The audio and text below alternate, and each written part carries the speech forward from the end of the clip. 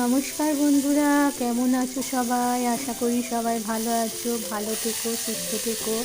রাধারানীর চরণে জানাই অশেষ তোমাদের জন্য অশেষ কামনা যে ভগবান তুমি সবাইকে ভালো রেখো, সুস্থ রেখো। সবার মঙ্গল কামনা করে আজকের ভিডিওটা শুরু করছি। তো দেখো, আজকে সকাল সকাল রান্নাঘরে চলে এসেছি। আজকে প্রথমেই রান্নাঘরে পুজো টুজো করে রান্নাঘরে চলে এসেছিলাম, কারণ আজকে রান্নাবান্না সেরকম কিছু ছিল না। টুকটাক রান্নাবান্না ছিল, কেননা আমার হাজব্যান্ড একটু বেড়াতে গেছে, তাই রান্নাবান্না সেরকম করার দরকার নেই। রাতের খাবারটা করে রাখলাম, কারণ রাতের তরকারিটা আমি দিনের বেলাতেই করে রেখে দিই। আর একটু বেগুনের ঝাল বানাচ্ছি ভাত দিয়ে খাবো বলে। আমি বেগুনের ঝালটা খুব ভালোবাসি খেতে, সর্ষে বাটা দিয়ে বেগুনের ঝালটা, তাই বেগুনের ঝাল একটু বানিয়ে নিচ্ছি সর্ষে বাটা দিয়ে। তো এটা আমি ভাত দিয়ে খাবো। আর ঠাকুরের প্রসাদে অনেক কিছুই থাকে, এটা ওটা সেগুলো তো আছেই। তো বেগুনগুলো অনেক বেগুন এনেছিল, পাশের বাড়িতে দুখানা বেগুন দিয়ে এলাম, কিন্তু তাও বেগুন এক গাদা ছিল বলে বেগুনগুলো দুখানা বড় বড় বেগুন নষ্টই হয়ে গেছে। তাই যেটুকু পারলাম একটুখানি করে নিলাম, কারণ আমার খুব একটা খাওয়ার ইচ্ছা ছিল না, তাও ফেলে দেওয়ার ভয়ে খেতে হলো। আর দেখো, করতে হলো, ফেলে দেব বেগুনগুলো, তাই ফেলে দেওয়ার জন্য করে নিলাম বেগুনের ঝালটা। আর আমি এখন গ্যাস অফিসে যাব। গ্যাস অফিসে গিয়ে গ্যাসের কেওয়াইসিটা করাতে হবে, কারণ 4 বছর ধরে কেওয়াইসি করানো হচ্ছে, কিন্তু আমার গ্যাসের কেওয়াইসিটা করানোই হয়নি। তাই গ্যাস আর বুক হচ্ছে না। এমনিতেই গ্যাসের খুব ক্রাইসিস চলছে, তাই আবার এখন গ্যাস বুক না হলে খুব প্রবলেম হয়ে যাবে। রাত দিন খালি চিন্তা হচ্ছে যে গ্যাসটা ফুরিয়ে গেলে আমি কি করব। তাই আমার শাশুড়ির সাথে আমি গ্যাসের কেওয়াইসি, আমার শাশুড়ির নামে একটা গ্যাস আছে আর আমার নামে একটা গ্যাস আছে। আমাদের তো দুটো রান্নাঘর, দুটো গ্যাসই লাগে।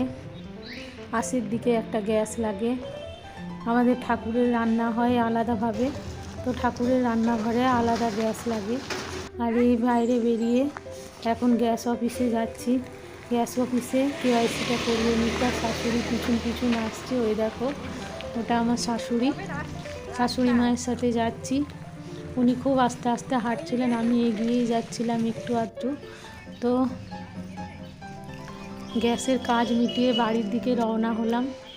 তো বাড়ি ফিরার পথে না রক্ষাকালী মাকে দেখতে পেলাম। মাকে প্রণাম করে, এখানে কমিটির লোক সব বসে আছে, মাকে প্রণাম করে বাড়ির পথে রওনা হলাম। আর এখানে বাচ্চারা সব বল খেলছে, আমি দাঁড়িয়ে একটু ভিডিও করছিলাম। আমার বাচ্চাদের বল খেলা দেখতে খুব ভালো লাগে, ওদের ক্রিকেট খেলা দেখতে ভালোবাসি, কারণ আমার ছেলে কোনোদিনও ক্রিকেট ফুটবল এসব ধারে কাছেই যায়নি, ও শুধু গেম খেলতেই ভালোবেসেছে। তাই সারাদিন খালি এখনও পর্যন্ত এত বুড়ো হয়ে গেছে, এত বড় ছেলে হয়ে গেছে, তো গেম খেলার নেশা আর যায়নি। তো গেম খেলতেই সব সময় ব্যস্ত থাকে, আর ক্রিকেট বল কোনোদিনও ছুঁয়েও দেখেনি। আর আমাকে গ্যাস অফিসে গিয়ে না গ্যাসের একটা পাইপ নিতে হলো। অনেক দিন ধরেই পাইপ নিতে বলছিল, কিন্তু আমার গ্যাসের পাইপটা একদম নিউ আছে বলে আমরা নিচ্ছিলাম না, এড়িয়ে এড়িয়ে যাচ্ছিলাম। কিন্তু এবারে বলল, আপনি যদি গ্যাসের পাইপটা না নেন তাহলে গ্যাস বুকিং আর হবে না। তো আমি কি করব, ওরা একটা অন্য ভাষায় বলল, আমি সেটা বুঝলাম যে গ্যাস বুকিং হবে না, তাহলে অগত্যা নিয়েই নিই। তাইলে আমি নিয়েই নিলাম গ্যাসের পাইপটা। কিছু করার নেই, এখন সরকারের যেমন নিয়ম সেই রকম মেনেই চলতে হবে, কিছু করার নেই। বাড়িতে নতুন থাকা সত্ত্বেও আমাকে 190 টাকা দিয়ে এই গ্যাসের পাইপটা নিতে হলো। গ্যাসের পাইপ নিয়ে বাড়ির দিকে এলাম। বাড়িতে এসে সংসারের আবার কাজকর্ম, কারণ এইগুলো আমার সকালবেলায় হয়ে ওঠেনি। আজকে আমার হাজব্যান্ড করেছে, অনেকটাই করে গেছে, কারণ ওর নিত্য কাজ যেটুকু করা সেটুকু ঠিক করে নেয়, ওকে বলতে হয় না। কারণ আর আমি তারপরে একটুখানি করে নিই, একটুখানি এই ঝাটপাটগুলো দিয়ে নিই। ও একবার দিয়ে যায় আর আমি আরেকবার দিয়ে দিই। যতবার ঝাটপাট দিই না ততবার ধুলো বেড়ায় ঘর থেকে। সপ্তাহে 2-3 বার ঝাড়পাট দিয়ে দিলে না ঘরটা বেশ পরিষ্কার পরিচ্ছন্ন থাকে। আর এই দেখো হাজব্যান্ড সকালবেলায় আমার বিছানাপত্র সব ঠিকঠাক করে গুছিয়ে বাগিয়ে দিয়ে গেছে। আর একটু শোয়া বসা যেহেতু হয়েছিল, একটু চাদরটা একটু লুজ হয়ে গেছিলো, তাই আমি একটু টেনে টুনে পেতে দিলাম। আর ও তাড়াতাড়ি করে গোছগাছ করেছে, তো তাই ভালো করে গোছগাছ করতে পারেনি। ও আজকে বড় মার কাছে গেছে, বড় মার দর্শনে। আমাকেও যেতে বলেছিল, কিন্তু আমি যাইনি। আমি বললাম যে আমার এখন মনটা ভালো লাগছে না, তুমি যাও, তুমি আমি এখন যাব না। তো আমাকে বড় মা যখন টানবে আমি ঠিক যাব। আমার গোপালই আমার বড় মা, আমার গোপালের কাছেই সব কিছু। গোপালকে ছেড়ে আমি এখন যাব না। বড় মা যখন টানবে আমি ঠিক বড় মার কাছে চলে যাব। তো ও গোছগাছ যেটুকু পেরেছিল করে গেছিলো, আমি তারপরে একটু গুছিয়ে বাগিয়ে নিলাম। কারণ আমার এই একটু ওলঢাল একটু থাকলেই মনে হয় একটু গুছিয়ে টুছিয়ে নিই। তো আমি গুছিয়ে রেখে পরে এই আমার মেশিনটাই খুব একটা বসাই হয় না। মেশিনে কাজ করতে বসবো কি, এখন এত আলসি আসে, ভাত খাওয়ার পর যে একটু সময় পাই মেশিনে কাজ করতে বসবো, কত ব্লাউজ জমে আছে, কত ছিট কেটে রেখেছি, সেগুলো যে একটু বানিয়ে ফেলবো তার আর মন যায় না। ভাত খাওয়ার পর খালি ঘুমের জন্য টানে, বিছানাটা টানে। এখন যত দিন যাচ্ছে না আমার তত আলস্যি বাড়ছে, এত অলস হয়ে যাচ্ছি যে কি বলবো। কাজ দেখলেই ভয় লাগে, কাজ করতে এতটুকু ইচ্ছে করে না। এগুলো তো প্রাণের দায়ে করতে হয়, কিন্তু কিছু করার নেই। না করলে ধুলোবালি বসে বসে একদম যা তা হয়ে যাবে। তাই মাঝে মধ্যে, প্রতিদিন তো করতে পারি না, মাঝে মধ্যে এই টেবিলগুলো একটু পরিষ্কার করে নিই, একটু ধুলোবালিগুলো মুছে টুছে নিই, তাহলে একটু পরিষ্কার পরিচ্ছন্ন থাকে। নাহলে 4-5 দিন বাদ এত ধুলো পড়ে যে কি বলবো। আর এই টেবিলটা তো আমার একদম ঘরের সামনেই থাকে, তো এটাকে রোজই মুছে নিলে ভালো হয়। কারণ এটা লোকজন এলে দেখলে খারাপ ভাববে। এমনিতেই আমি রোজ মুছে উঠতে পারি না, সুযোগ সময় হলেই মুছে নিই।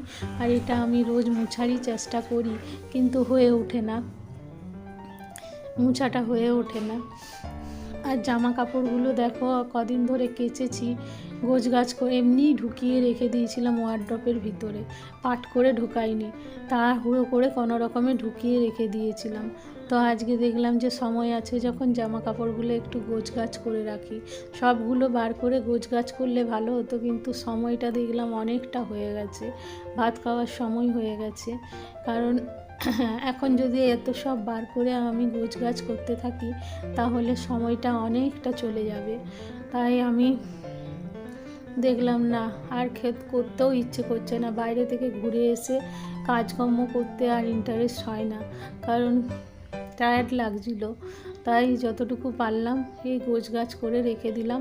একদিন সমস্ত কিছু বার করে গোছগাছ করতে হবে ভালো করে, না হলে না সব ভাঁজে নষ্ট হয়ে যায় বড্ড। আর পড়ার সময় খুব অসুবিধা হয়। ফ্রিজটা তো পরিষ্কার করব ভাবছি কবের থেকে, কিন্তু পরিষ্কার করাই হয় না। ফ্রিজে অনেক জিনিস থাকে বলে সব নামিয়ে গুছিয়ে আবার ফ্রিজে তোলা একদম ইন্টারেস্ট লাগে না। জানি না আমি কেন এমন হয়ে যাচ্ছি, যত দিন যাচ্ছে অলসতা আমায় ঘিরে ধরছে। আমার যেন কিছুই ভালো লাগে না, এই কাজগুলো না করলেই নয়। কারণ কদিন থেকেই ভাবছি যে ফ্রিজটা পরিষ্কার করব। আমার হাজব্যান্ড একদিন পরিষ্কার করে দিয়েছিল ফ্রিজটা, ও মাঝে মধ্যে ফ্রিজটা মুছে দেয়, পরিষ্কার করে দেয়। তো আমি বলি তুমি একটু মুছে দিও, কারণ ফ্রিজ থেকে না, ফ্রিজ চললেও কেমন একটা গন্ধ বেরোয়। আমি ফ্রিজে খুব একটা কাঁচা সবজিও রাখি না, আর ফ্রিজে খুব একটা তরকারিও রাখি না, যে ওই রেগুলার মুছামুছি পরিষ্কার করতে হবে বলে।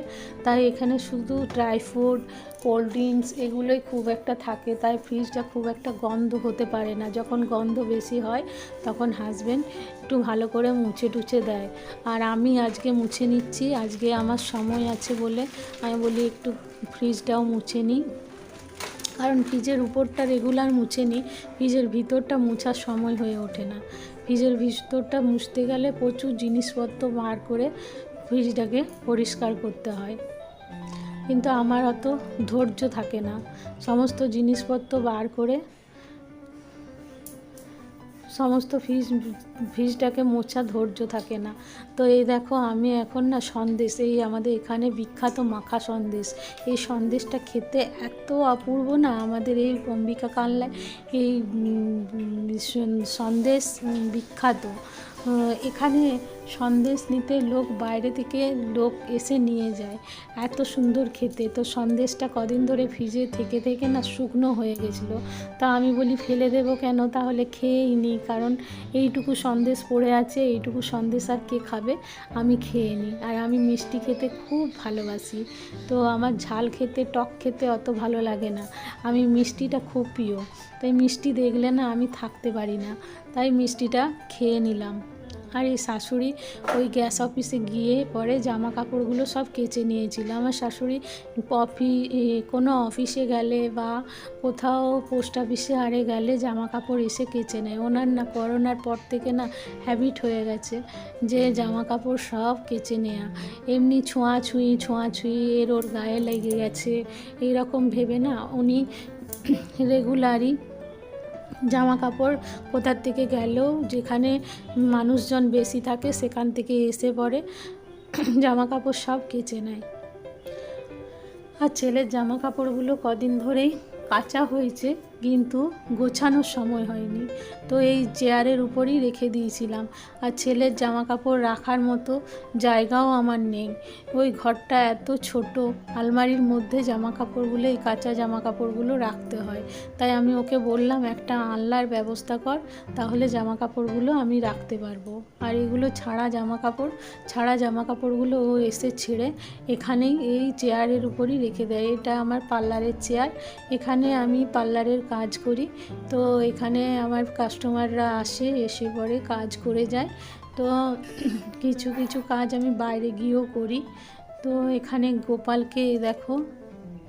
গোপালকে প্রসাদে ভোগ লাগিয়েছে, গোপালের এই প্রসাদ ছিল আজকে। আর রাতের রান্নাটা আমি করে নিয়েছি। বন্ধুরা, আজকের মতো সংসারের কাজ কর্ম সবই কমপ্লিট হয়ে গেছে। আজকে তো রান্নাবান্না সেরকম কিছু করিনি, আজকে রাতের রান্নাটা করে রাখলাম।